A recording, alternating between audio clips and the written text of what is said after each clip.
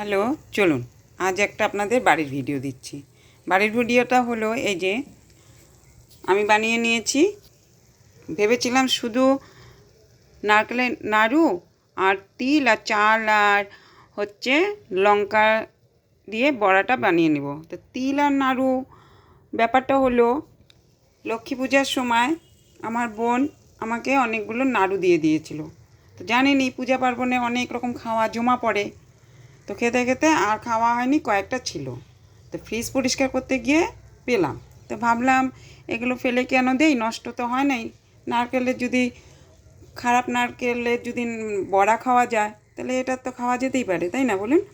তাই আমি নষ্ট না করে কি করলাম, নাড়ুগুলোকে একটু ভিজিয়ে রেখেছিলাম, নাহলে একদম টাইট হয়ে গেছে।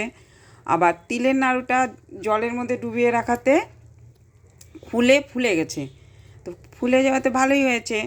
তো তারপরে তিলের তো অনেক কিছু খাওয়াই যায়, আর তিলের খাওয়া যায় যখন, তখন তো তিল উপকারও অনেক কিছুর জন্য। তিলের খুব গুণাগুণ আছে, আপনারা হয়তো অনেকে জানেন, বিস্তারিত যাচ্ছি না। তো এটা আমি একটু ছোট করেই করছি। তারপরে চিন্তা করলাম যে কটা ফুলকপি আছে, কেমন হয় ওগুলো মিলিয়ে